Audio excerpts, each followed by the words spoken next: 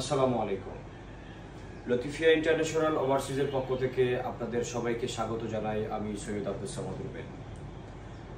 আমাদের অফিস থেকে বিভিন্ন কান্ট্রির কাজ চলমান আছে, তো সেই সুবাদে আমাদের অফিস ভিজিটের জন্য দেশের বিভিন্ন অঞ্চল থেকে আমাদের গেস্টরা আমাদের অফিসে আসেন। তো এই গেস্টরা যখন অফিস ভিজিট করতে আসেন, আসার পরে কেউ ওয়েটিংয়ে থাকেন, কেউ কোনো এমপ্লয়ারের চেম্বারে থাকেন, কেউ আমার চেম্বারে থাকেন।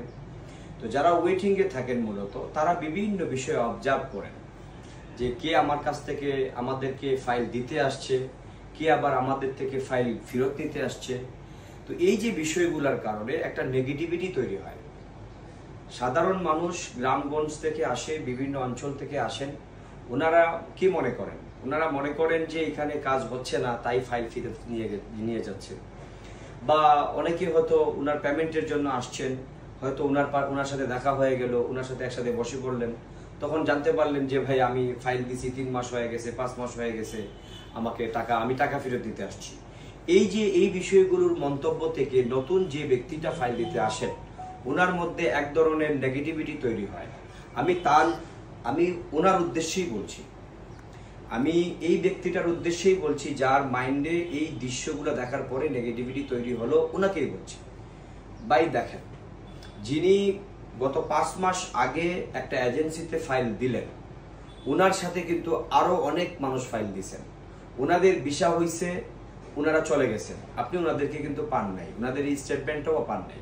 কিন্তু যার হয়নি, যিনি টাকা ফেরত নিতে আসছেন, আইসা অফিসে বসে আছেন, তার সাথে আপনার কোনো ক্রমে সাক্ষাৎ ঘটলো, আর তার থেকে মন্তব্য শুনেই আপনি ডিসাইড করে নিলেন যে এই এজেন্সি ফ্রড।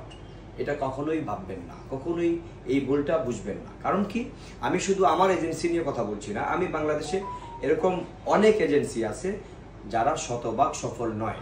আর এজেন্সি মানেই হচ্ছে দুর্বলতা থাকবে, 100% সফলতা থাকবে না। কারণ একটা এম্বাসিরও একটা রিসিউয়ের মধ্যে কাজ করতে হয়, যারা কখনো 100% রিসিউ ভিসা দিতে পারে না, এজেন্সি তো দূরের কথা। এই জন্য বলবো, আপনার ভাগ্য আমাদের চেষ্টায়, আস্থা রাখুন, নিখুঁত সেবা গ্রহণ করুন। এমনও তো হতে পারে যেই ব্যক্তিটার সাথে আপনার দেখা হয়েছে ওনার ভাগ্যে ছিল না, এমনও তো হতে পারে আপনার ভাগ্যে আছে।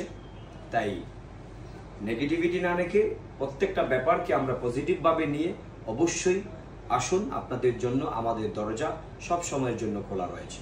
ভালো থাকবেন। আল্লাহ হাফিজ। আসসালামু আলাইকুম।